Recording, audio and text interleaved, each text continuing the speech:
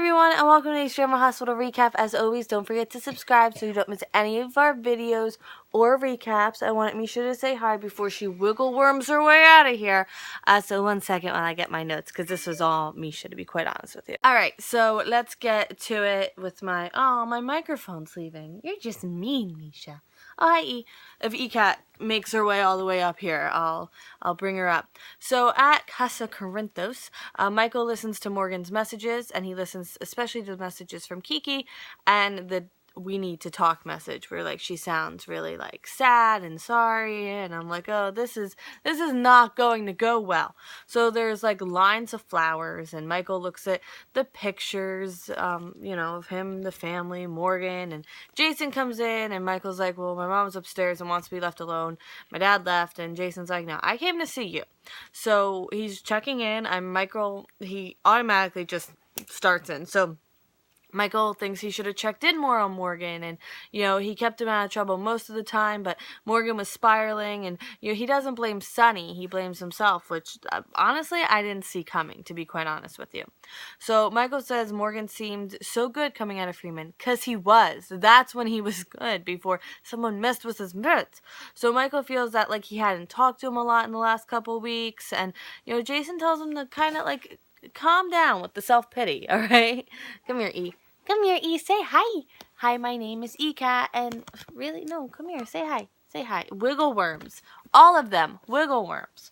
So, that Michael was, so wrapped up in everything, and, he's had a lot going on, and Jason's like, yeah, well, you did, like, you just lost your girlfriend, like, a lot has happened. So Jason says, like, he was there, and, you did get Morgan to stop, and, no one could have done anything about the explosion, and Jason tried to talk to Sonny, and he couldn't get through to him, and, like, people did stuff, and nothing worked. So, no one could have done anything, and first of all, Jason needs to make the rounds to Kiki and Dante too, because they're in self-pity land as well. So he thinks of all these issues he had with Morgan, and Jason reminds Michael that Morgan was like a grown-up, he made his own choices, and Michael's always been there for him, and probably more than someone else would have been with the stuff that Morgan pulled, with drugging him, the whole thing with Avery.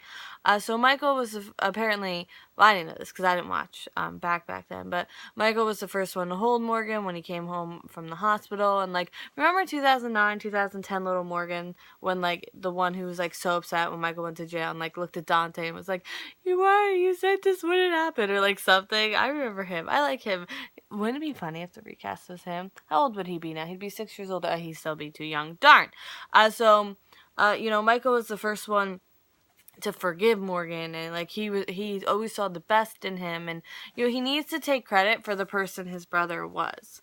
At the PCPD, Jordan and Nathan are going through the events of that night, and she hopes that CSU will find a signature. CSU is kind of like CSI, I guess, for the bomb, so they can link it to someone. And Jordan is kind of eyeing Sonny for this, and she knows the effect this must be happening on the family. So Dante's back. He took 5 minutes of his time off. He wants to find out what happened. He wants answers, and I think he wants to be on the front lines of it. So he'll recuse himself if it does come back to Sonny, but in the meantime, and I'm like, I don't think that's exactly how it works, but, whatever. So TJ comes in, and he tells Dante he's sorry about Morgan. So Nathan also tells Dante he's sorry, and, Dante can't wrap his head around this, and frankly, neither can I. So Morgan, he was working so hard to get his life on track, and it just seems like he was, just cut off. And I was like, yeah, kind of, because he was. Thank you, Brian Craig. I'm just kidding. Good luck in all your future endeavors. Seriously. So, he's watching. So, he feels that, he wasn't there for him. I'm like, oh my God, everyone feels like they weren't there for him. And, that he didn't get through to Sonny, and he couldn't stop this, and it makes him feel like a failure on, a brother level and on a professional level. Justice, if you knock this tripod over. Again, self-pity land. So they think about what Sonny must be going through, and Nathan says, I can't imagine, and I haven't even met my daughter yet. And then Claudette opens the door and says, until now. Excuse me, how did she hear him through that door? Wild conspiracy theory that, no, I'm just kidding. I'm not going there. Obviously, obviously, I'm just being funny. But seriously, those doors must be very thin for her to hear. Or she has super hearing. Is Claudette a superhero or a supervillain? Headcanon, Claudette's a supervillain. So by the way, Charlotte, super cute. So just letting you know, around this time, I was cooking pasta and heating up sauce. So if little details are left out, that's why. And 3 kids had just come home. It was madness, I tell you. So I just want to preface that. So Nathan and Charlotte meet, and she seems shy, and she winds up hugging him, and it's really cute. And he wants her to meet Maxie, and Claudette's like, literally. I saw that, and that's when I pointed it out to Ava and Gianna, those 2 girls, and I was like, see her? She's bad news, that blonde. She's bad news, because they don't know who she is. So, at the park, the inside park, though, Jordan and TJ go for a walk, and Molly is apparently a mess over Morgan. I mean, they were more brother-sister than they were cousins, and Jordan wants to talk to him about Sunny, and I'm like, time, place, not quite. So they talk about the warehouse and the problems that they had, and he wants forgiveness for his part in this too, and he tells her about the events with Morgan, his involvement, and he feels like he should have done more, and like he didn't call the police because Jason was going after him, but like the police, like nothing would have changed, like that door opened. No matter when that door opened, that's when it was going to happen. And honestly, if more police had been around, someone else could have gotten really hurt, and then this would have been an even... Yeah, exactly. So at Nathan and Maxie's, Lulu comes over, and Maxie's, like, talking about her New Year's Eve wedding. She doesn't notice, and Lulu kind of, like, walked, like, towards the camera away from Maxie, like you normally would. Like, when you walk into someone's house, you walk all the way across the room and look away from them. So Lulu's, like, just starts straight up crying, and Maxie's like, what's going on? And she tells her that Morgan is dead.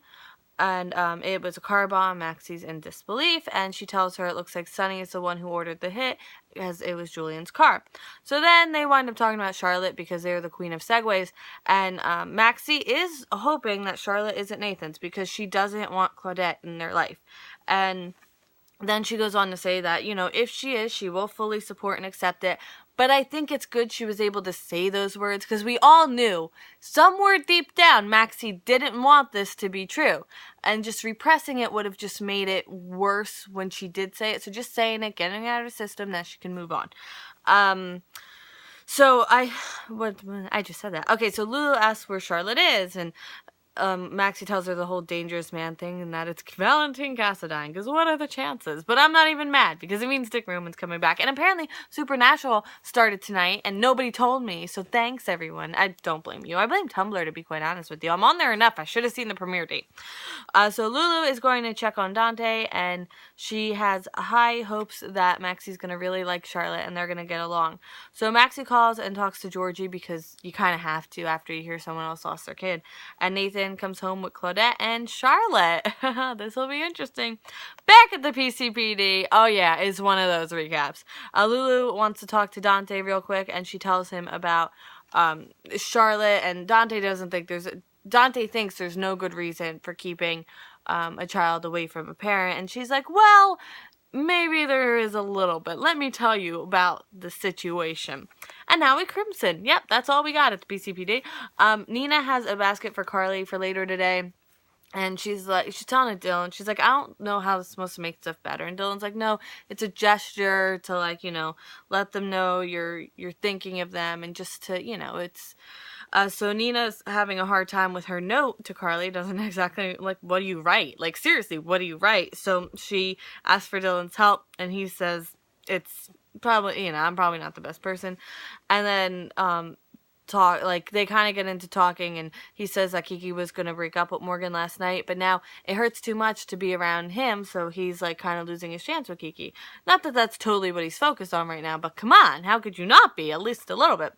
So, that basically Kiki believes that she let Morgan down, and Nina talks to him, and she's like, look, it's just the pain. It's not Kiki.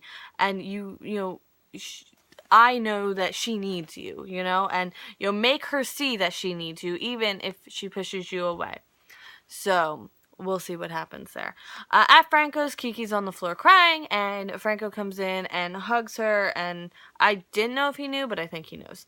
So she says that she was going to end things with Morgan, and Franco says that doesn't make her a bad person, because she feels like a horrible person, and she feels that she was walking away from him when he needed her most, and it was like Morgan meant nothing to her anymore because she was leaving him for Dylan. But like, just from how she was talking before this happened, that wasn't it. She still loved him, it just wasn't enough or in that way anymore. So he tells her that it's not selfish. Relationships end. Most of them do. Unless you're with the person you're going to marry, a relationship will end. And, he doesn't see it like she bailed. She says Morgan saw her with Dylan and he thought they were sleeping together, but they were just kissing. And I'm like, it wasn't you. It wasn't. And like, oh, I can't. This poor Ava. Okay, I wrote this in the comments, but I'll say it now. I feel like she wanted to get the blame off herself so much, she transferred it to Kiki, which is why she said that thing of, oh, he saw you, so that it absolves her a little bit. That's, I'm so mad at her for that, to be quite honest with you. So Kiki feels like it's her fault because Ava put that in her head. And he says it's not her fault because it's not. Morgan knew not to drink, and he knew not to get in that, he knew what he was doing, and she can't let this stop her from having a happy life. And she says, she really appreciates it, but she wants to be by herself right now. So then Dylan's at the door after Franco leaves, and he says they don't have to talk. She can use him for a punching bag or whatever. He just wants to be there for her, and he's going to sit in the hallway so she knows she's not alone. And, just give him a sign she can hear him. And she turns the music off and gets up and opens the door. And I'm like, oh, this was more progress than I thought they'd have. So she couldn't just leave him in the hall. And she's still blaming herself. And Michael is outside the door. And he hears her say that she was breaking up with Morgan that night.